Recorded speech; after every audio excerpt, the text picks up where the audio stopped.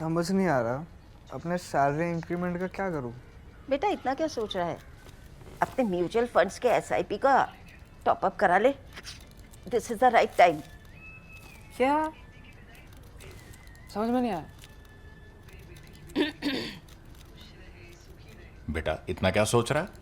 अपने mutual funds का SIP top up करा ले। This is the right time. अब समझा।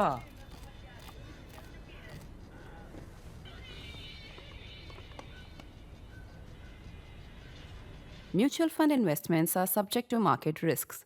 Read all scheme related documents carefully.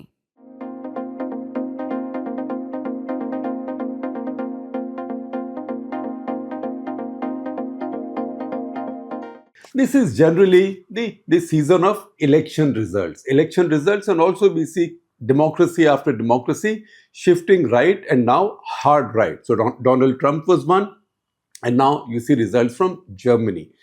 This has given me the impetus to bring you this special edition of National Interest. And as I read the first few lines, let me give you a little alert that behind these lines lies a little twist. So tell me if you figured it out as I read them, or I will tell you after a couple of sentences anyway. So Donald Trump's victory is seen to confirm a trend that is seen worldwide of the political right returning to power, sweeping away the left, and along with it, a lot of the liberal ideas which had grown bipartisan acceptance over the decades. In America, it was free markets, trade and immigration. In Europe, it was the decline of nationalism. For us in India, religion was purely a personal thing until a leader was elected.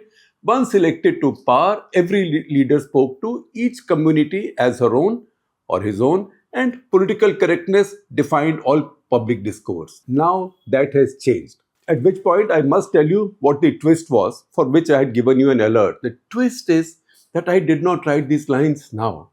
I had written these lines in a national interest that got published on November 12th, 2016. That was the week after that election result where Trump had got elected. You know what?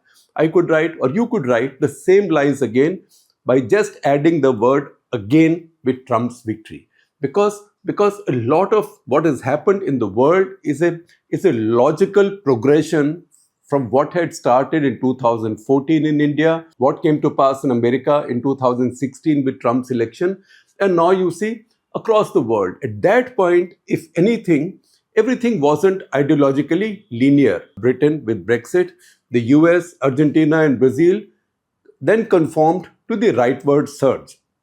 Brazil, meanwhile, has moved left. It was widely presumed, I had then written, that this will consume Italy, which it did. So we have Georgia Meloni. France, Marine Le Pen has risen, although Macron is still holding on in that peculiar French system where the president is directly elected. So the government may be somebody else's, the prime minister may be somebody else's, but the president is directly elected.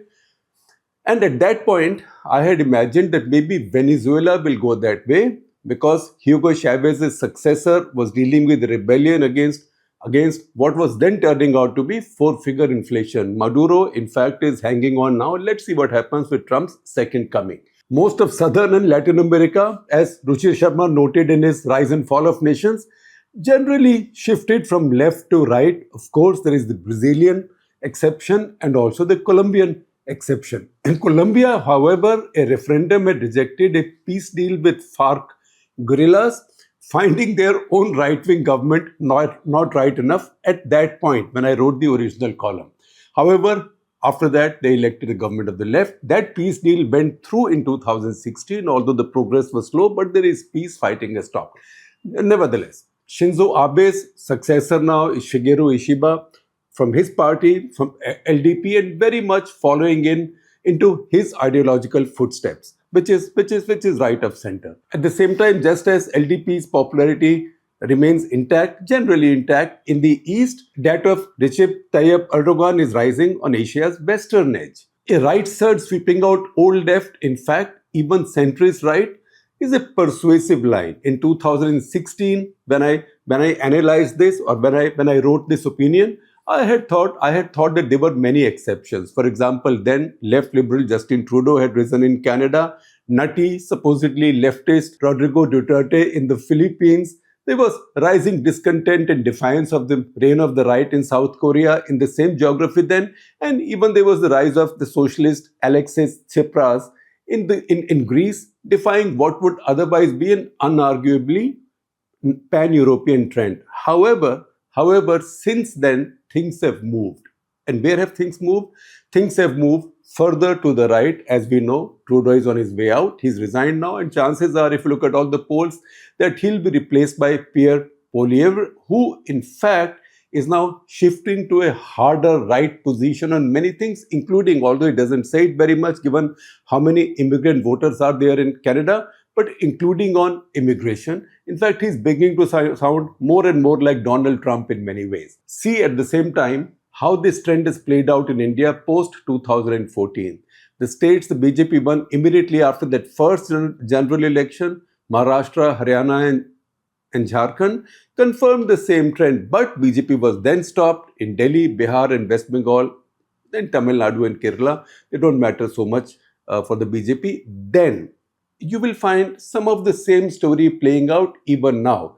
Then in the first two, the BJP or the Indian right fancied winning on form but were routed instead, that is Delhi and Bihar. Later, subsequently, they got both. Bihar because of the usual Nitish Kumar mass defection, and in Delhi now, they won an election on their own. It leaves us sometimes, I had thought in that earlier opinion piece, it leaves us all very mixed up and confused. What is the voter telling us she likes? It is change, of course, but not change in the old-fashioned sense, which we used to call anti-incumbency, because incumbents are getting re-elected. Narendra Modi is serving his third term. If that were the case, anti-incumbency, why would the right-wing governments, even of Britain and Colombia, lose referendums then while there was no counter-surge of the left?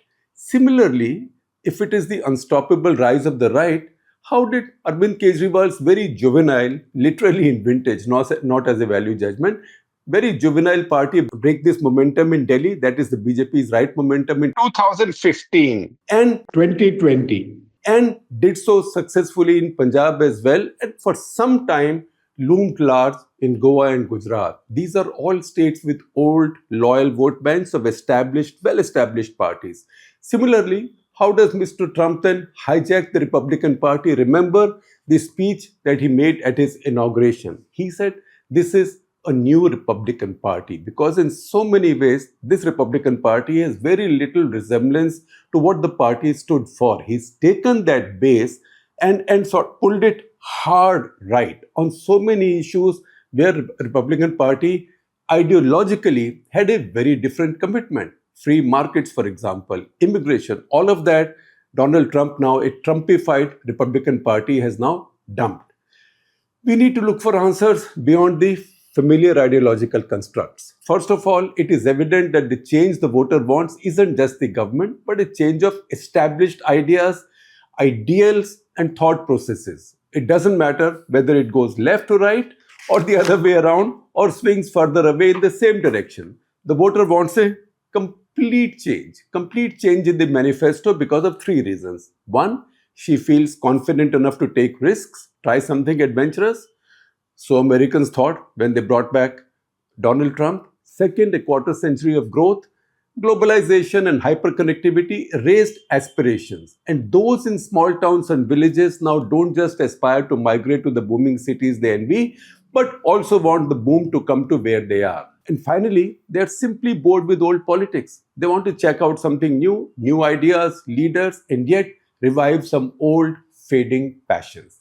Nationalism is the most dominant of these. It's fading until, say, the mid-2010s was celebrated on both moderate sides of the ideological divide. Ideological left, ideological right, because both were moderate.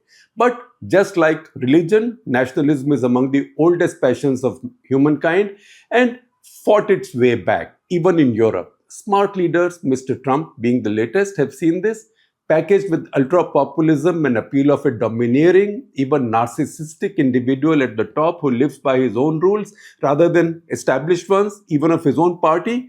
It is an unbeatable combination. An outsider as an insurgent leader is just the change that a bored insurgent voter wants. as results of the April-May 2014 elections in India had come in earlier when Mr. Modi got elected the first time, I had written that this is the verdict of a new, youthful, post-ideological, I don't owe you nothing electorate. There was a reasonable counter to this. How can you say that when India has voted in its first government of the right with its own majority? The answer then, with a leap of faith from me, was that probably India wasn't voting for ideological change, but rebelling against the Congress party's cynical, patronizing povertarianism, as also the hypocrisy of its ruling family to not wield power directly or even let their appointee function, that is, Dr. Manmohan Singh. Nobody voted at that point for Gau Raksha, end of strategic restraint with Pakistan, or against triple talaq. None of these was on the BJP's agenda. Then the agenda was Achhe Din. Now we have evidence in global trends to this. People breaking out of old loyalties is explained in countries like India by the rise of a youth that's dumping politics rooted in grievances of the past and moving into an aspirational future. In developed countries where the population contrarily is aging, there is a new grievance. And what is that grievance? Over the glorious past that we lost to globalization and growth, bulk of those benefits of globalization and growth have gone to the undeserving and wrong people. Who are these wrong people? Especially the immigrants. The response in both cases is the same: radical change and rejection of everything that reeks of old establishment. This is why Narendra Modi rules the BJP. He's ruling India for the third time, but he rules the BJP, he controls the party as no one has ever done in the past. And Arvind Kejriwal was able to vacuum clean the Congress party's vote in Delhi and Punjab. You see also evidence now, the latest from Germany, the great progress of the hard right, and also the victory in a way because of the German coalition system of the center right. We've seen Meloni take Italy, Marine Le Pen's rise in France, and you see nationalism's return in Europe, large part of Europe. And at the same time, I think it will be quite safe to say that Trump voters in America are probably more thrilled that he has trounced the Republican establishment even more than his Democratic rival, because the mood is anti-establishment. Even if it's the establishment of a party that you voted for all this while, you want that establishment to change, that party to change. And you know, people who believe in this, the intellectual underpinning of this is an arguable point. In fact, I will read out to you the exact line that Georgia Meloni spoke at the CPAC. CPAC is Conservative Political Action Committee. This was a gathering of conservative leaders from around the world. And Meloni said there, and I quote, "When Bill Clinton and Tony Blair created the global leftist liberal network in the 90s, they were called statesmen. Today, when Trump, Meloni, Javier Milei, or maybe Modi talk, they are called a threat to democracy." So that is the mood of the times. And that is the change that the voters have wanted. This is the revolt. This is the rise of the insurgent voter who wants change, not just in terms of ideologies, but also in terms of established parties and established ideologies. So everybody is looking for something new now.